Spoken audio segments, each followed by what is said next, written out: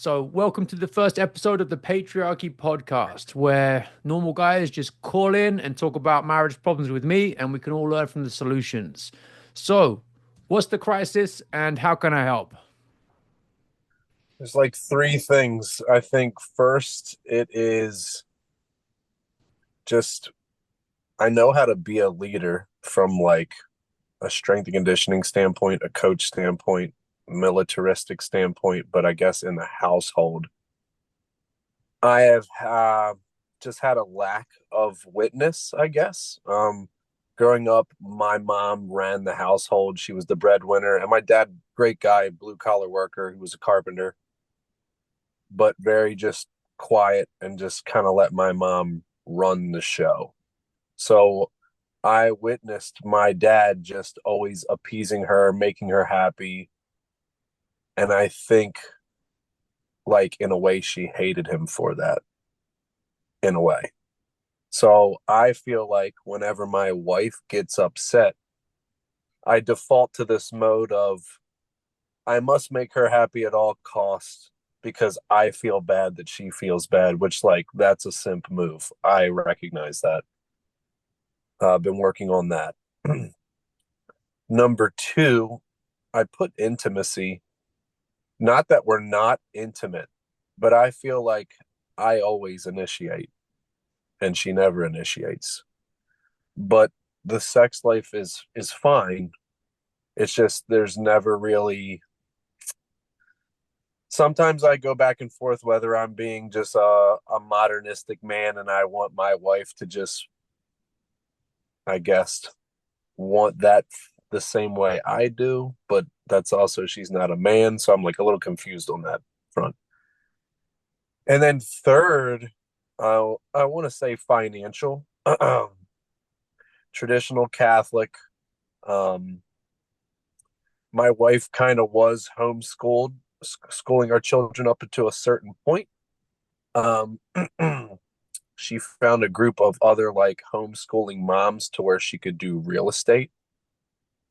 She's kind of put a foot on like on each side of that coin. So now she's leaning more into real estate and like I want to produce and be the breadwinner. I still am by quite a bit, but I've already noticed like her drive to want to do well in real estate, although she's still home, it has changed things. And I kind of want to be able to identify when too much is too much. And she's fully aware of that as well, but it's just like she won't be able to necessarily like say, hey, this is too much. Mm, all right. So, three Um, things then: the happy yeah. wife, happy life. Mm-hmm. You recognize that's a bad habit you've learned from your own dad. You want her to be initiating, ideally, although partly you're not sure whether that's a reasonable expectation. And then also, what's the right balance with her making her own money and also mainly being a mother and a wife, right? Yeah. Okay. Well, let's take them one at a time. With the happy wife, happy life, how is that working out for the two of you? Has it made her happy? I would say no. We got to the point where there was like a divorce threat, even though like 24 hours later, like she felt bad. She went to confession for it. We talked about it immensely. And she was just like, literally, it was just a cry for help because I feel like you don't listen. Hmm. I feel like I'm very much like I just execute chores, execute, execute, execute. And I've never really taken the time to really listen to her to help our relationship out. It was always like, hey, I do everything for the love of this family and you, but I need to probably change and listen to her. Yep. Yeah. Common thing. A lot of guys make that mistake. When you say that you do everything, what did you really mean by that? Like, according to you, what is everything? Essentially, like I do a lot of chores, I do a lot of cleaning, I do a lot of cooking. Uh, I I work a lot, so I feel like obviously a man is exhausted from his work, and I feel like when I say I do everything, it's not literally like I do everything, but everything that I do for family, children, her. Mm. Yeah. And she goes, "Well, you never like slow down and take the time to listen because you're always do," which is like a dual-edged sword with my personality, I guess. So many guys fall into this trap of thinking that because they put so much effort into bringing in money and taking care of all the practical things, that that is everything. Whereas really being the provider is about that level. You need that, it's important, but you also have to provide psychologically, emotionally as well. And one of the things she's really looking for is that kind of say safe space you can create where she can just share things with you and you can listen and provide her with time and attention as well. And that can be even more important sometimes than just providing a paycheck and clothes and a roof over your heads and food. So she's really asking you to be a better provider there. So think about how you can provide some of that undivided attention. And when she says not listening, to what? What do you think you're not listening to in her mind? What she wants me to do. Where does that conversation go when you try to have it?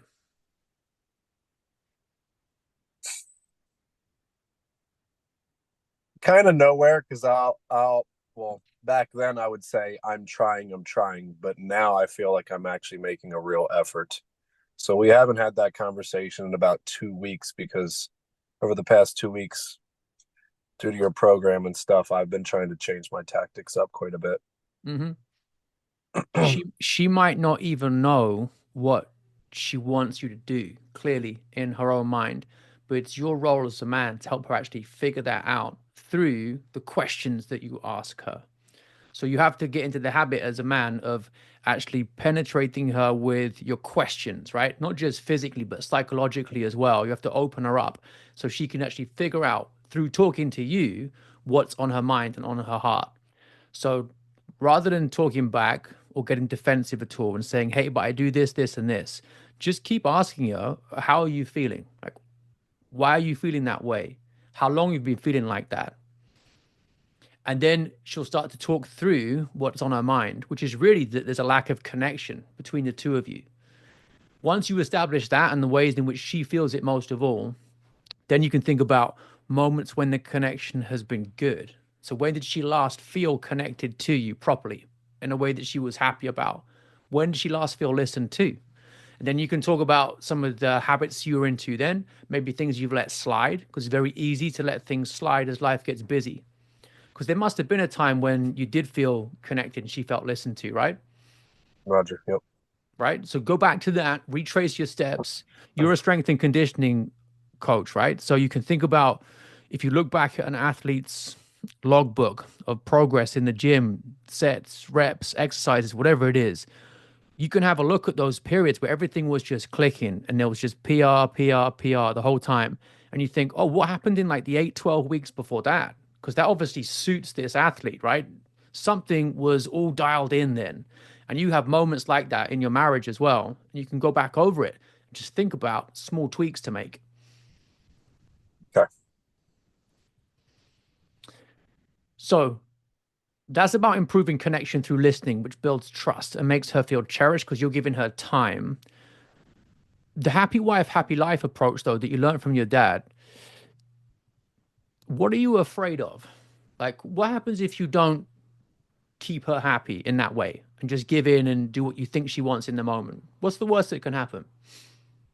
She just throws a temper tantrum or a fit or whatever, and then we get over it with time. Like it's illogical for me to be this way. I know it is. Like it's not smart. It's not going to Hmm. help us get anywhere where we need to be. Hmm. And I it's not going to just make her happy. no, no. It'll keep her unhappy. I Okay. just need like the next time it happens, I need like my first win, so to speak, to like get that ball rolling. Hmm. Because like I've at least identified it. I know what's right now, but I've never executed it yet. Right. And why is that? Stupid fear. Of what specifically? Exactly. Just my wife being upset. I guess because of what I saw my dad do, what I have been like conditioned to, I guess, do or believe is like if I don't please her in the moment, I'm not being a good husband. But like that's some feminist BS. So As a dad, are you always trying to please your kids in the moment? hell no. What would it do to them if you did take that approach? No, it would Dad, give destroy. me sweets. Dad, give me TV. Dad, give me Yeah, video games. yeah, it would destroy them. Right. And parents who do that fail as parents because it's a real weakness in a leader to want to be liked the whole time. Mm, Okay. And your wife isn't a kid, but she's not a man either, right? She's under your authority in the structure of the family. So that means she's in a way halfway between where your children are and where you are. You're at the top as the head of the household. And that means that if you're always wanting to be liked by her the whole time, it could actually end up with you doing something that's bad for her. Okay. So Aristotle talks about this, St. Thomas Aquinas talks about it as well, the way that women can be more impulsive and have weaker willpower than men sometimes. A lot of guys have this problem with wives spending too much money impulsively on what they feel like in the moment. And the husband just gives in, says, sure, here, have whatever you want, buy this, buy that, buy that. And then the family gets into financial difficulty. And the wife ends up stressed out of her mind, is miserable because they can't pay the bills because they bought too much luxury stuff. And that's the real pain they should have saved her from by just giving her the no in the moment, saying, hey, no, we can't afford that, but you can get this instead. And she might be mm, in a bad mood in the moment, but you actually get to the happy wife by giving her the leadership. So she's already threatened divorce, right? In the past, didn't really mean it, but she's mentioned the word. It wasn't too scary, was it? in the moment, it was for me, but I would say after an hour or two, I had realized like what it was. Mm-hmm. Now, you've already come through that once. And I'd Right. suggest that most guys, the biggest thing they're afraid of when it comes to standing up to their wives is if the wife mentions the word divorce, Oh, right? there you go. You've Yeah. already had that. I, Right. I would put it to you that you've already had the worst thing that can happen, which is that she's raised that possibility. Right. You face it down once, you got over it. You know she's not happy with the current approach, and you don't want to carry on as you are. So that's one option. I mean, that's something to be afraid of in a way. Your marriage just carrying on as it is with your wife being unhappy like she is right now. Right. You should at least be partly afraid of that. Right. Okay. So you got to think realistically what's the range of options available to you? More of the same, and you've got reason to be afraid of that because she's already mentioned the divorce word from that approach. Okay. So we can just knock that out as an option because it's not working. The other one is you start doing what you truly want to do, standing up to her and leading better and not feeling the need to be liked the whole time, which you recognize is wrong on paper, but just start living out what you actually believe. Easy. Simple. It's simple, Right. but it's not easy, right? Right. It's Right. simple, but it's hard to do. But because it's simple, you can actually just focus on it and think of ways in which you can apply it day to day. Start with little things, notice that you can actually follow through, and then stack up those little things. It becomes more of a habit. You can take on bigger challenges.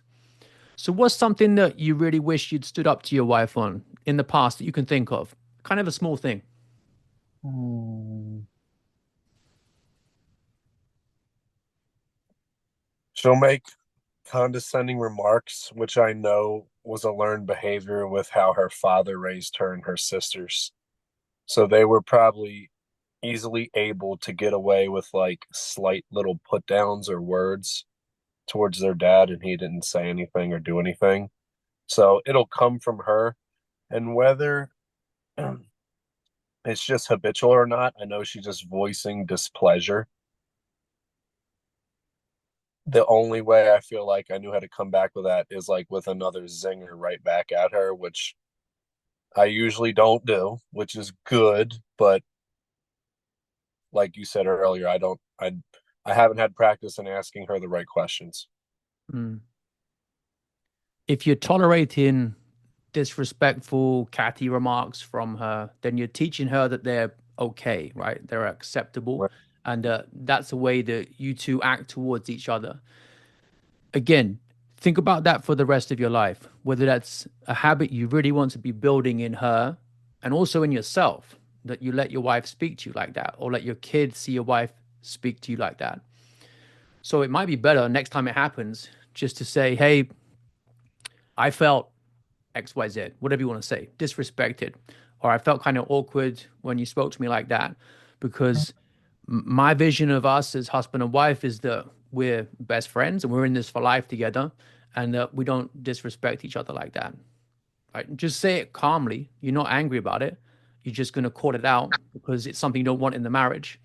And if you begin by saying, I felt in that moment, rather than starting off by accusing her or something like, you just disrespected me. Don't ever talk to me like that.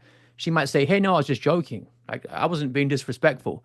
But if you say you felt disrespected or you felt awkward or you felt uncomfortable, then that's starting from your feelings. And she can't just come back to that and say you didn't feel that way because Right. you did, right? It makes sense. But those small things matter a lot because you're teaching yourself as well who you are in the marriage. Are you the kind of guy who lives like that and puts up with that disrespect? Because maybe if you are, your sense of yourself as a man and what your standards are isn't really as strong as what you think it is. And maybe you'll put up with other things too that are disrespectful and not what you want because you're actually showing yourself that you don't really speak your mind. You don't really set the tone. You don't really lead. You just kind of bottle it up and you have all this resentment and bitterness towards her. And you're going to leave that there for years. And you can guess where that ends up for most people, right? Given long enough. Yeah. They hate themselves because they know they haven't got the balls to actually say what they truly believe and how they want to live. They hate themselves and they end up hating, guess who else? The wife. Right. Because you're supposed to be best friends and you shouldn't be living like that together, grating on each other. So I Right. would start there. Think about the standard you really want with those little interactions. I think that would help a lot. What about with the intimacy and her not initiating? When's the last time she did initiate and she was really into it and couldn't keep her hands off you? Probably like 2 or 3 years into our marriage, so maybe 2 years ago. Mm-hmm. What's changed since then?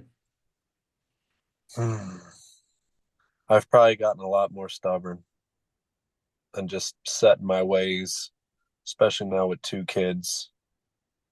I'm not as fun anymore for sure. Mm-hmm.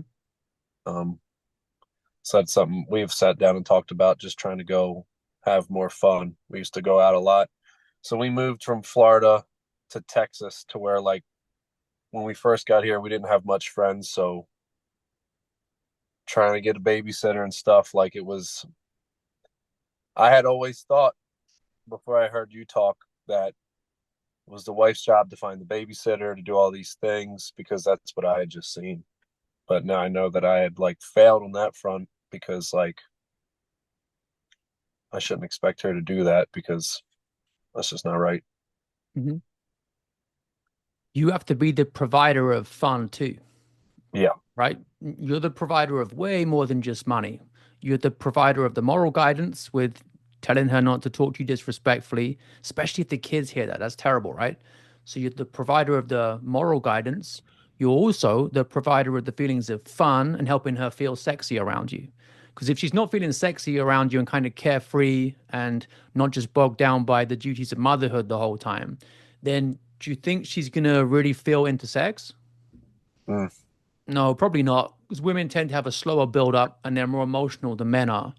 So you also have to provide the mental and emotional relaxation outside the bedroom so that you get what you want in the bedroom. And this is also about being the protector because a lot of guys forget. that they aren't married to their kids. Like it sounds a really weird concept, but so many men act like the real bond, the thing they truly measure themselves by as husbands, is how good of a dad they are. But actually, you're married to your wife, and she comes before your kids because one day they're going to grow up, leave home, it'll be just the two of you. So that's the most important bond to work on. So protect your wife from the time demands and the stress, the emotional demands of your kids, at least sometimes. Put boundaries around those experiences you have, just the two of you. And that's what's going to make the difference there because you're prioritizing that connection. And guess what? It doesn't just benefit you and benefit your wife. Who else is going to love to see mom and dad happy, smiling together, and getting on really well? Kids. Exactly. That's the kind of leadership you show for the whole family unit because they then grow up and they remember, hey, remember when dad used to just get a babysitter in and take mom out to go and do a nice thing together, a meal, go have a day out shopping, whatever it might be that she loves to do. I remember that. I'll do that with my wife, or I expect my husband to do that with me. So you're teaching them too. Does that make sense? Yes, sir. What does she love to do? Like when you were fun and she was more into it in the bedroom, and when you were doing more of this before you said you got stubborn, stuck in your ways, and it became more of a grind, what were some of the best things you used to do together? Just hang out with family and friends. We would just do a lot of outdoor stuff. Um, I was just more relaxed. I Mm, wasn't necessarily on a timeline with structure per se. Like, hey, it's time, we gotta go. Like, I'm always constantly looking at my watch now. mm, And I feel like all those things are now signals to her, like, maybe she's not as important as like the agenda and like hitting the checklist. mm. Easy trap to fall into. So husbands really want to feel respected. Wives really want to feel cherished. And one way you can show that she's cherished is you really prioritize and appreciate time with her. Now, if Mm. you mapped out your typical week 24/7, just wrote it out on a bit of paper, like how much time you spend on each thing, and also how mentally present you are for each block of time, it'd be interesting to do. And think about living through that as your wife, looking at you, probably craving a bit more time and connection from you, and thinking, where am I most frustrated? Where could I really use a bit bigger time window where I get undivided attention from him? So I would write that out. Don't Okay. do the ideal version of the week, right? The one that you think you should have. Just watch yourself over the next week and write down how you actually do spend your time. Like, be really honest about it. What actually happens. And then you could look at it by yourself, or you could look at it with your wife and say, where do you think we'd benefit most from carving out a bit more time together? You know, clinical psychologists, they recommend 90 minutes per week minimum for undivided attention between spouses. Okay. So it might be just one 90-minute date night, maybe in the home as a starting point, as a minimum. Maybe it's going to be three 30-minute walks over the week together, hand in hand. You just asking questions, listening to her. Do it that way. You choose what you think a good 90-minute starting activity would be that suits you, that suits her, and then move upwards from there. Okay. Yeah. Then you're showing her through your actions that she is cherished. You're also creating opportunities for the conversation and connection and the listening and the trust that she says she wants as well. So that's going to be win-win. And Right. if you can be chilled and also make some jokes there and flirt with her a bit, then that's going to be even better, right? Right. How about surprise her with a dinner date or going back to a place that's got some good memories for the two of you? Yeah. Arrange the babysitter, don't say a word, and then just get her a new dress or some lingerie or something and say, hey, look, we're leaving at this time. Wear this. It's a surprise. And then just take her there, Okay. right? That's the Yep. kind of initiation she'll be craving. Perfect. Now that with the finances, are you guys arguing about money often? Never. No. No? Like I That's said, it's great. yeah, no, it's nothing like that. We save money financially. We're okay. Uh-huh. Um, but the more I keep digesting from what you put out, she's really good at real estate because she's really personable and she likes helping people. And technically she does it part time per se, but I could see it snowballing into something massive. Mm-hmm. And I kind of just like want to be prepared for like when that knocks on the door of like, Mm-hmm. what should I do? How Mm-hmm. do I handle it? How old are But your kids and how many kids have you got? two kids, one just turned 7 and one is 2.5. Okay. So they really need their mom and they don't need her getting sucked into the real estate world. Okay. So you need to protect your family from that potential threat in the future and actually hold the line. And she needs to understand why it's not only good for her, but also for them and for you that mom stays as the heart of the home. Okay. Yep. Family's more important. Why is she working? Does she need extra money? Maybe a little bit with like her car payment and stuff like that, but I wouldn't say it's that much. We don't like where we live because of the crime. We would like to get out, and I'm trying other things besides my full-time job to try to make that possible. Mhm. And since she's decent at real estate, like she's been able to make stuff and we're just saving together to try to get us out of there. All right. Have you got hard numbers in mind, goals that you want to hit? If she's just saving all her earnings at the moment, how much do you need? How long is it going to take to get there? Yeah, we do. Like Yeah. probably about $150,000. Mm-hmm. And realistically, we're looking at 3 to 4 years. Mm-hmm. Okay. Now, look, I'm Catholic, so I'm going to go with the general consensus about it not being a good idea for wives or mothers to work outside the home because of Okay. what it means for the kids as they're growing up and also for the dynamic between husband and wife. So ideally, we want her not doing any real estate at all. However, from what you're talking about there, if it's part time, she's saving almost all of what she's earning, and it's to get you guys out of the situation you're in a high crime area, then I can see why you're doing it. If she understands this is just temporary, and in the meantime, you're working to increase your income by whatever amount is necessary, so she feels there's no financial pressure for her to work, then that's a conversation you two need to have. The most dangerous thing you can do is get accustomed to living off two salaries. Okay.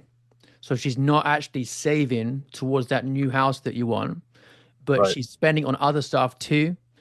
Like maybe the car payment's actually more than you can realistically afford just on your salary alone. And she's already getting a taste for what it's like with the two incomes. Make it very hard for you as a family unit to actually give up on that extra income stream when the time comes.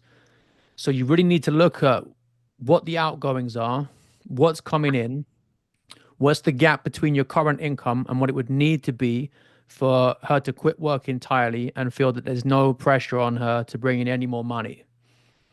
You got to get really specific with just black and white spreadsheet. What's it going to involve? And then there might also be a conversation you need to have, even if, you 10x your income and it was just out of the question she'd ever need to earn like a single dollar herself, would she still feel that she wants to do a bit of real estate? If Hmm. so, why is that? Because that's not about money anymore. That's about Right. self esteem. And that's about her having to understand that the most valuable thing she can do is wife, mother. And that's far more important than any kind of real estate deals that she might broker. Does that make sense? Yeah. Which do you think it is? Mainly she feels she needs to get more money, or it's a self-esteem thing? I think it's money, All right. but that's a conversation for us to have. Like Uh-huh. I still would like to ask her that. All right. Yeah, Yeah. go for it. I, from what you say, I'm trusting you. You know her, that it's mainly money. Most modern women, though, have at least a little niggle in their minds that they should be doing something else just because that's what the world tells them. It can be quite tough just to stay, yeah, I'm a stay-at-home wife and mother, and that's it. That's me. Because of the quizzical looks they get. So you have to really like bolster her identity in that area. But if it's money, what's the gap? What's the amount extra that she feels she has to make up for each month? Have a look at your expenses and see what you can cut. For some people, it's like, I don't know, takeout food, subscriptions, lots of stuff like that. You can downgrade a car slightly and you can save quite a lot of money per month and not really notice much difference to your life, but you're then on track to living off one income and feeling safer about doing it. Most couples haven't actually looked at income and expenses carefully enough and thought about where they're heading, what habits they're building. But remember that conversations about money aren't really about money. They're actually about priorities and values and whether people agree on them. Because maybe there are some sacrifices you can make together so that it's more doable, so she can not have to worry about earning more, but it's worth it because then she's at home, the kids have got more of her attention, you do as well, and that's how you want to live. Right. Okay. What's the scariest topic to talk about with money? I don't think it's scary for us to talk about money, to be honest. Like we're yeah, that's finances. I know from my side growing up, finances always ended up in screaming and arguments, but with me and my wife, it's we're pretty open and about it. Yeah, Cool. it's actually kind of nice. All right, so that's a no-brainer then. Some guys have Yeah. got something they're really worried to talk about, like maybe it's debt or whatever, or having to downsize the home and the mortgage is too much. But if there's no real big thing you're afraid of, then I would go into a lot of detail in that conversation and really show if she quit work right now completely, okay, with your current outgoings, what would that mean for a family? Could you do it? If not, what could you change so you could? Is it going to be more about you increasing income or is it going to be about decreasing expenses or some mixture of the two? And then say, well, here's the plan. We'd make this happen and then you wouldn't have to work anymore. How do you feel about that? See what she Right. says. Yeah. Now, if we take all those three things together with you giving stronger leadership regarding respect, also providing more fun experiences as well and putting her over the kids, and also giving more leadership financially about what course you're actually heading on as a family and why, then the kind of assertiveness that she'll feel from you and the clarity around all the boundaries, that's the thing that's going to bring back more of that attraction because you're acting with more authority. Now, you know what to do. It's just a question of actually doing it. Okay. Yeah. So, over the next month is when this stuff needs to happen, Yeah. right? Don't put it off any longer. You've already Mm-mm. put it off long enough.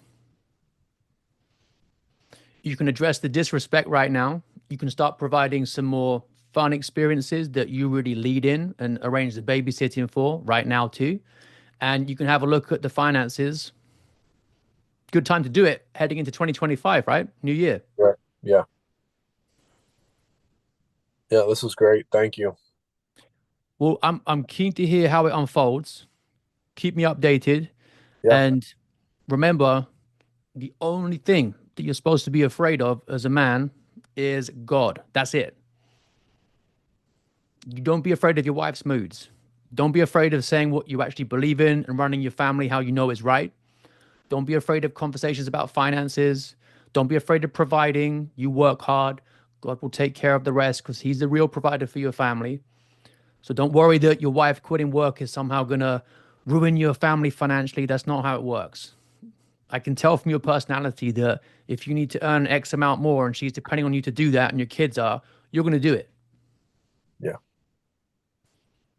And that's how it has to be. That's about living with integrity. Okay. All right. Well, it's been good to meet you. Thanks for sharing all the things on your mind. I think a lot of guys will benefit from that because there's millions of men out there in the same situation. And it's all about how you see yourself and how you set the tone. Because if you're disrespecting yourself by keeping this stuff bottled up, then your wife just mirrors that because she can't respect a man who doesn't respect himself. Yep. Thank you. All right. Appreciate it. You're welcome. Yep. So hopefully hear from you soon. And we made some big progress. Yep. Thank you. Cool. Have a good day. You too. All right. Bye.